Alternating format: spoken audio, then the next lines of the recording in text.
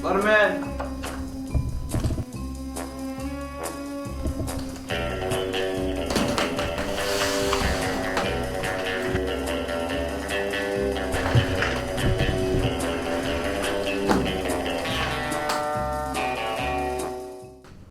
Good morning, Nakusa High School. Today's birthday is Kayla Mangle.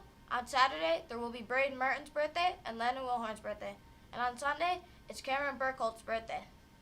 Today's club activities during lunch is student council in the auditorium. Today's game is home versus Wisconsin Dells girls, 5:30 for JV, 7 o'clock for varsity. I pledge allegiance to the flag of the United States of America and to the republic for which it stands, one nation, under God, indivisible, with liberty and justice for all. Hello and welcome back to NHSN News. Today's segments are lunchtime etiquette, softball and baseball, and the new NHSN paper. This next segment is about the NHSN paper. I found this interesting, so I interviewed Miss Genrick about it, and here's what she had to say. Ask you a few questions about your project. Sounds great. First off, what is your project about? So the Papermaker Daily is a student newspaper that we make in junior English, and all the students get to pick whatever topic they really want to write about. The only catch is that it has to be as close to Nakusa as possible, and then they can't go any farther outside of the state of Wisconsin. Okay. Another question is, when will it be published? The essays are due, or the articles I should say, are due next week Friday, and then they will get reviewed by me one last time and hopefully be printed and published by, the 24th? Whatever that following Friday is. Who is going to publish them? I do. So we actually, this year we met with Mike Warren from the Rapid City Tribune, and we talked about maybe seeing if one of the paper mills around the area would be willing to sponsor so we can publish it on real newspaper. But it doesn't look like that's going to happen this year, hopefully next year. So this year it's just me on a computer putting it together. Okay. What are some of the topics? This year we have a huge range. A couple of people are writing about different aspects of Sand Valley. We have people writing about prom and local businesses. There's people who are interviewing different staff members that coach sports teams to talk to Mrs. Belden about school policies. There's some people writing about upcoming events. So it kind of spreads from local businesses to things that kind of impact us at the high school. And it's all student decisions, so whatever they feel like people need to know about. That's cool. Have you done this project before? Yes, this is our third year. Our first year was in 2020, and it's really cool to see like the progression of it all. So the first year I just cut and pasted things together, and last year we actually had like a newspaper template, so things are starting to look a bit more professional and exciting around here. Do you have any other information to give about it?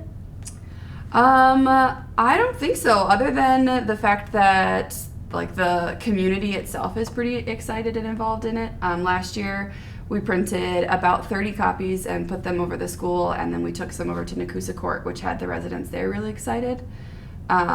This year, Mike Warren has been working closely with us for topic ideas, and they're even hopeful to set up some student internships, which is another pretty exciting outreach thing that we're doing. Thank you for your time, and I hope you have a good rest of your day. Thank you, Mrs. Genrick, for the interview. Make sure to get the newspaper when it comes out. Now, on to Jordan Posh. We have all been in the lunch line, and we have all seen people goofing off and cutting in line, which can be frustrating. Today we are going to be asking Miss Thurber what proper lunchtime etiquette looks like. Questions. What does lunchtime etiquette look like? Standing in line, not touching each other, making sure nobody's butting in front of you, just behaving. Okay. What is the main consequence to butting and making noises, like loud noises in line? Usually it's butting that's an issue. If somebody does butt, then I usually have them go to the back of the line. If it continues to happen, then I usually write them up. Okay. How many warnings do you give until you like actually write them up? Usually I give them about 3 shots. If they continue to butt, then I write them up. Usually it's just a talk of what lunch line etiquette is, and then usually an individual stops, but if they don't, I just write them up. Okay. what can students do to help with lunch line etiquette? I think making sure that no individuals are butting that shouldn't be butting. So individuals that do have clubs, they should be able to cut to the front of the line just because they have to get to their club meeting. If they're not in a club and they're butting in line, then they should be called out, or you can tell me, and then I can make them go to the back of the line. Thank you for your time, Ms. Thurber. We can all help Ms. Thurber by following the rules. Next on to Matthew Winters with softball and baseball. With spring right around the corner comes baseball and softball. I wanted to talk to Coach Tuttle and Coach Krzyzewski about the upcoming season. So I asked what a softball and baseball player could expect. Where and how do you join? Right now there is a sign-up sheet in the office with Mrs. Harnish. Otherwise, next Wednesday at 2 o'clock, I'm going to be down in the Commons. They'll announce it next week for anybody that wants to join baseball to come down, get their name on a list so I know who's going to play, and I can ask them some questions, because we've got a really early scrimmage down in Baraboo, but it's the first Saturday of spring break, so I need to know if we have enough kids to even go down there, if I got to call Baraboo and tell them we can't make it. What kind of a commitment is it, and how often are practices?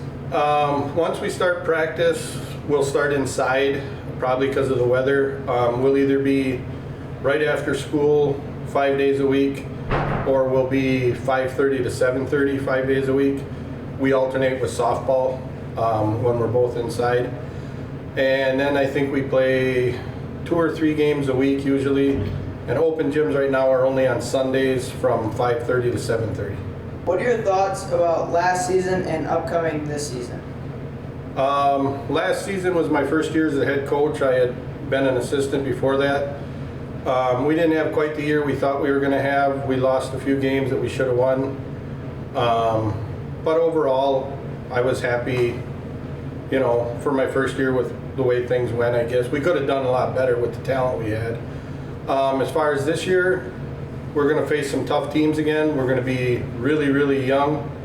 As of right now, I think I only have possibly 2 seniors. Thank you for your time. Thank you, gentlemen. How often are practices? So practices will happen once season starts, Monday through Friday. Every day we don't have a game, and they'll be from after school till about 5:30. What are your thoughts about last season and upcoming this season? So last season, we were definitely kind of in a rebuilding year, developing some pitchers. So we struggled a little bit, especially at the start of the season, but we've had a lot of pitchers working throughout this off season and throughout the summer. So I think we're going to come out pretty strong this season. People that are interested, what kind of a commitment is it? So the commitment looks like showing up to all of our practices and all of our games. If you are able to during this off season before season starts, we have our open gyms happening on Wednesdays from 6 to 8 in the lower gym, and then on Sundays from 2 to 4 in the lower gym. So those are optional, but they can help you get ready for the season. And then the season runs from like the middle of March, so I think March 13th is the first day of practice, and then runs until the middle of June, depending on how far we get into the playoffs. All right, thank you for your time. Thank you to Coach Tuttle and Coach Krzyzewski for your time. Make sure to sign up for baseball or softball if you're interested before it's too late.